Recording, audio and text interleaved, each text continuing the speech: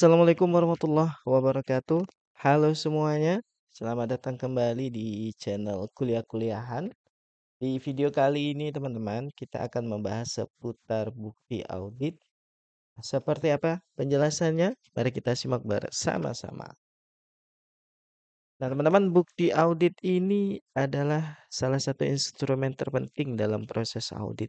Jadi tidak mungkin eh, proses audit itu dilakukan tanpa memperoleh bukti audit. Nah, secara definitif, bukti audit ini adalah informasi yang dapat digunakan oleh auditor dalam basis untuk mengambil kesimpulan dalam basis pemberian opini. Nah, bukti audit ini teman-teman bisa berupa informasi yang akuntansi yang terkandung secara basisnya di laporan keuangan maupun bentuk informasi yang lainnya.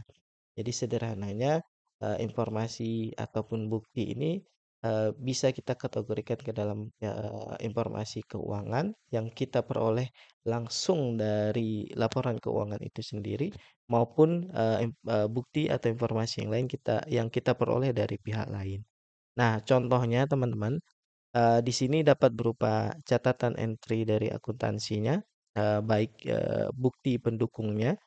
Misalnya, kita dampingi atau ada salah satu akun di situ, misalnya akun kas, kita akan berusaha juga untuk memperoleh, buku besarnya, kemudian kita lakukan perhitungan atas saldo akun kas itu. Nah, bisa juga nanti kita, untuk memperkuat keyakinan kita meminta, rekening koran, lalu meminta keterangan dari pihak lain dalam bentuk, bentuk konfirmasi bank misalnya.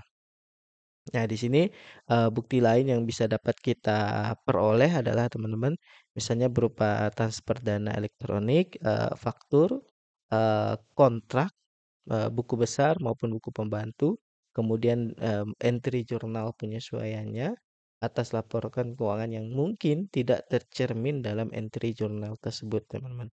Nah, kita, juga, harus memperoleh, spreadsheet atau worksheet, yang mendukung dari setiap alokasi, biaya.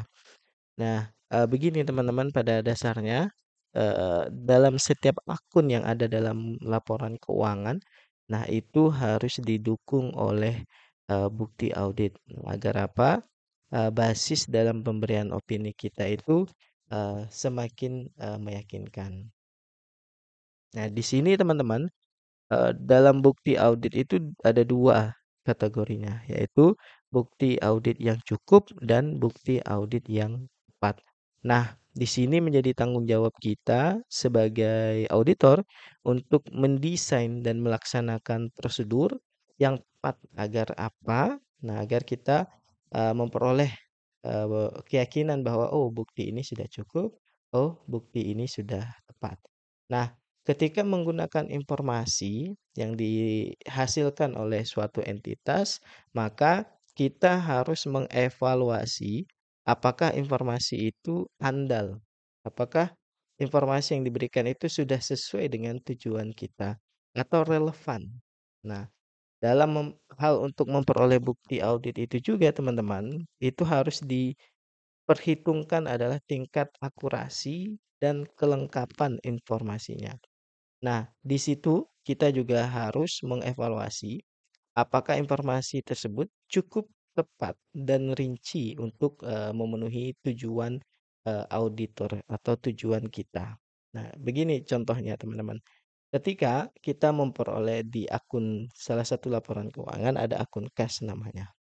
Nah, untuk, bukti audit yang bisa kita peroleh atau kita mintakan atau yang kita desain untuk bagaimana, kita merasa yakin atas saldo tersebut, misalnya kita minta, buku besar, kemudian kita melakukan cash of name, di situ misalnya ada kas di bank, kita minta rekening korannya, terus kita melakukan konfirmasi banknya.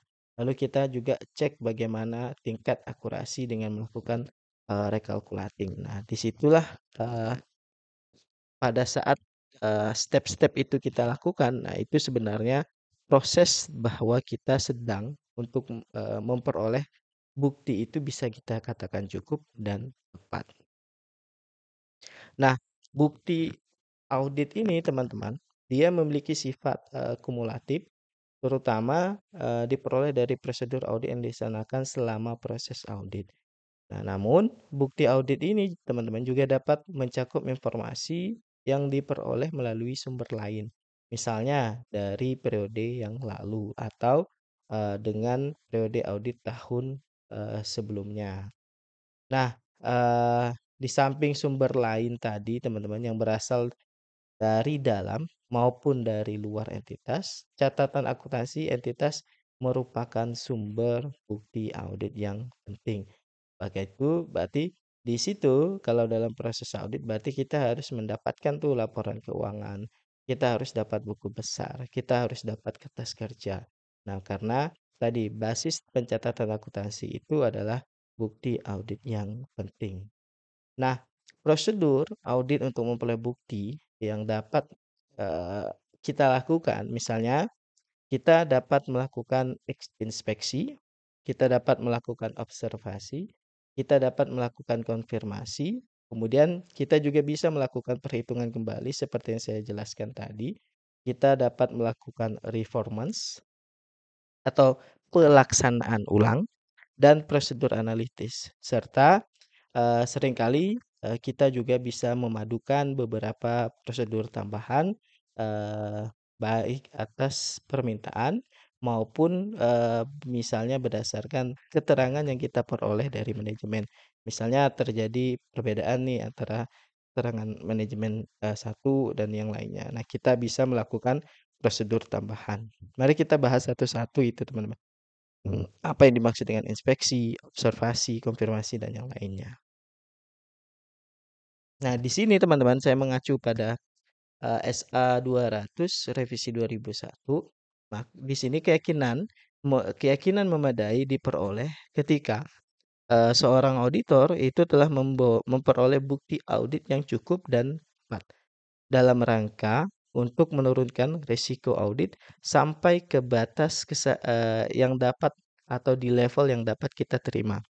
Nah, di sini menekankan kepada kita bahwa memang pekerjaan ini tidak menuntut kesempurnaan, teman-teman. Karena kita yang melakukan proses ini juga manusia.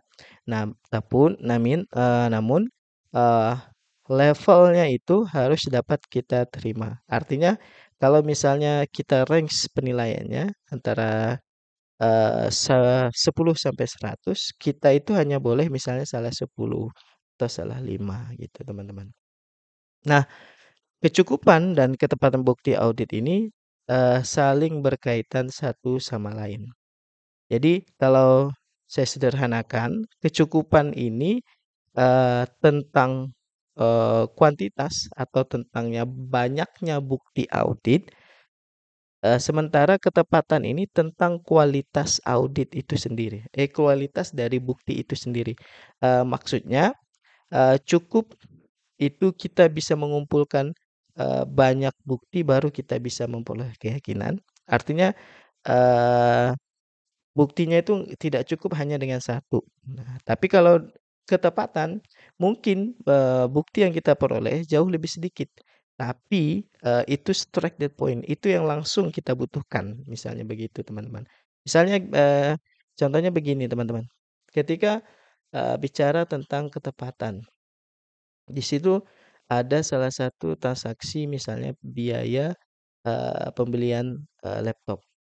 Nah, ketika kita ingin informasi atau bukti itu yang lebih tepat, kita akan minta misalnya pesanan pembelian. Di situ biasanya jelas tuh jenis laptopnya, mereknya, spesifikasinya, sampai pada harganya. Nah, sehingga sampai pada tagihannya. Nah, sehingga kita tidak perlu memperoleh banyak bukti audit. Nah, itu bisa kita katakan sebagai bukti audit yang tepat. Hanya dengan memperoleh satu bukti itu misalnya kita memperoleh